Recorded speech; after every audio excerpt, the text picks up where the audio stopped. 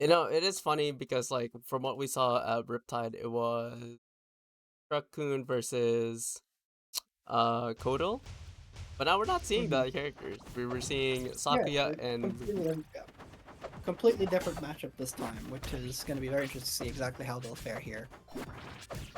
honestly, after There's dealing with also a Kodo, matchup where, yeah, dealing with yeah. So Kodo, let's see if it's better. We'll see if it's better or worse for him. But if anything, this is a matchup he's already played in this bracket and taken out Dakota in and forced him to swap off. So he at least knows what this character is capable of and mhm, kind of how to play against it. But will that matter against J Million's styles, which really is going to be the real question here.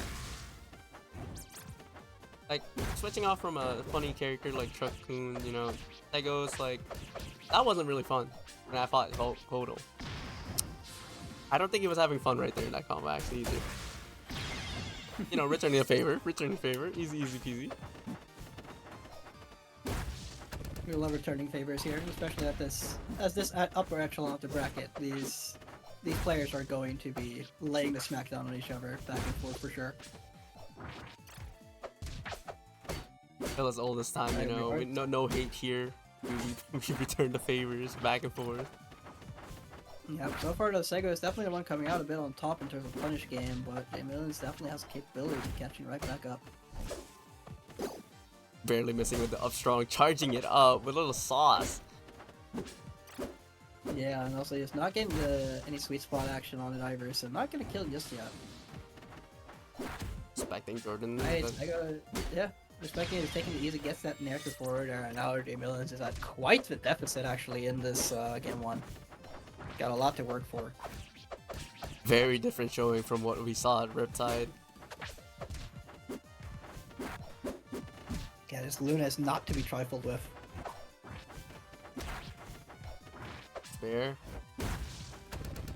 Oh man, barely not getting that up strong. That could have been insane if it had connected there. But okay, not the greatest AI. Also being caught in a very potentially dangerous edge guarding situation, but J Millions makes it back, gets that backer, and is more than possibly on the board here. 97%, you know, both like characters, both can like die pretty early. Jordan just needs to find the chain here. Exactly. And can even, try and like kind of play it slow if What is gets so many back airs. Oh my goodness gracious. Ends up situation, gets the forward strong.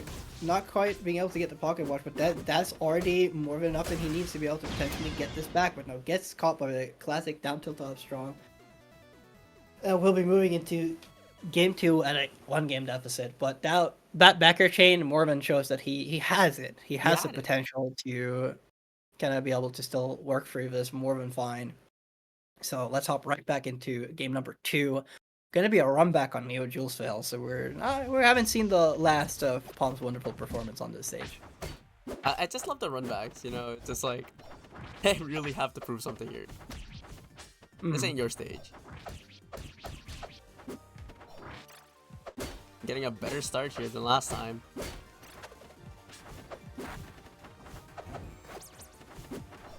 No, it is very... Or mostly so scrambly. It Still is very a- scrambly so far, mostly. It's very fun to see someone who is very uncomfortable in the position. And knowing that Jordan has been playing very patient and like spacing everything out, taking their time, Sego is not allowing to. They're very much in your face, making sure that you're on your comfort zone, outside your comfort zone here. Like, I want to play the game. I want you to press buttons.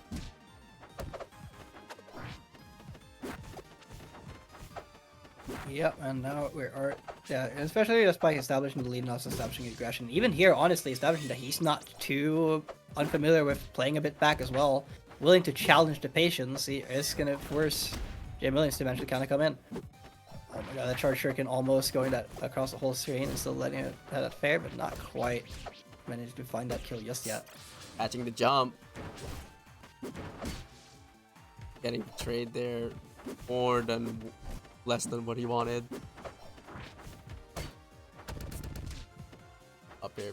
It's not gonna be quite enough, but this, oh my god, that's just gonna be a straight up SD, which, admittedly, he can bring back from this pretty easily, but that could still potentially be huge and exactly what J Millions needs to be able to just let himself build up momentum here.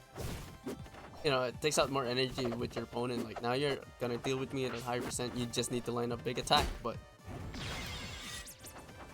where can you find it? Eventually end up finding it though. And we're already seeing a nice little combo coming out from Sego. Trying to go for those kind of up special confirms that could be very, very dangerous on a lighter character like Sakuya.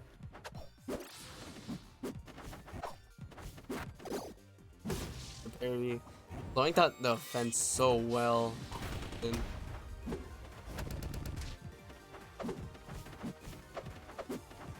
we're seeing very solid conversions, just a lot of patient gameplay right now. Again, it's like Sego is just, I think Sego has really caught on to the fact that JM1 is willing to play so patient, especially from all the sets they played.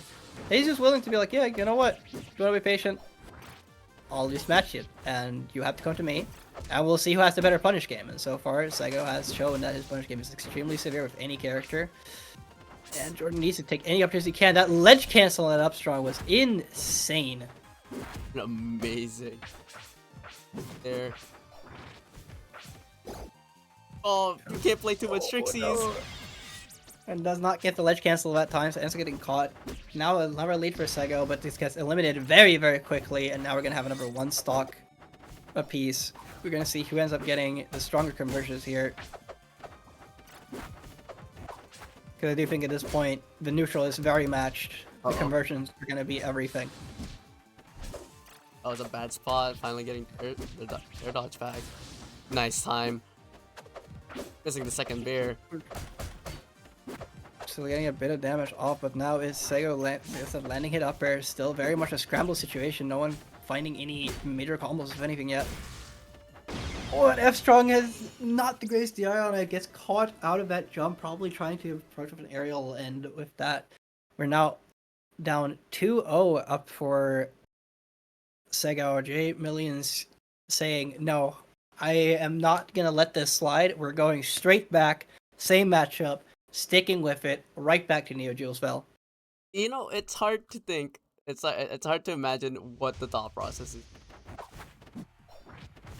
2 games down on the same stage. What's the game plan here? I think he just likes Neo Jules fell. I'm gonna be real with you. The workshop players cannot stop going to Neo Jules.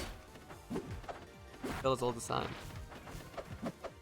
Yeah, and now we are seeing once again pretty even start overall. We are seeing, oh no! Disastrous DI on that down strong is gonna put Sego in an amazing spot here, already having the momentum from winning the 2 previous games. It's gonna be really rough for JM1. He's put in a really precarious edgeguard situation once again, with risk of getting looped pretty severely here. He does get the teleport to kind of come back, but is still struggling to find his footing. It's kind of hard. Like, you've run 3 games now here, and now you're down 2 stocks. Set point, please go to grand finals. Yeah, this is now looking very, very much in Sego's favor. JM1 needs to find his footing here and start being able to find hits, which we have seen him be able to do before. At this point, I don't know if it's a footing or a savior. Okay, gets up getting that up strong. Not enough to kill just yet. Still kind of catching him in a jungle situation. So far, hasn't really been touched. Gets more follow-ups. No air dodge on Sego. Nice conversion there. Kind of getting the conversion. All he needs to find is this one strong hit, and then this at least stock will be a bit more on the board for him. But every time Sego finds more extra credit, it's going to be even rougher. That's that first kill. All he now has to do is lock in, try to not get hit.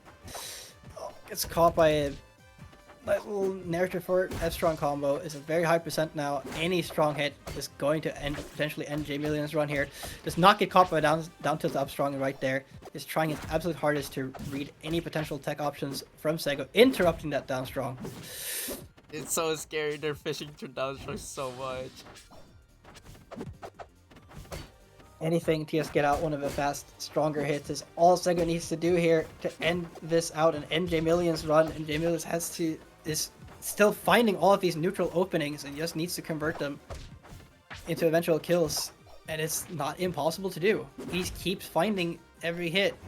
Sego is not finding anything strong just yet. Barely whiffs that. JM1 is getting even more openings. Gets hit by the dash attack. Does not get the connecting upper. JM1 is still getting another shot at life. Nice down strong. Sego is kind of floating at the very end, just trying to find this last hit, playing way too much to just win. And ends up finding itself the nice little dash into down strong. And that is going to end JM1's run and move Sego back up into Grand Finals for a run back. But before that, a word from our sponsors.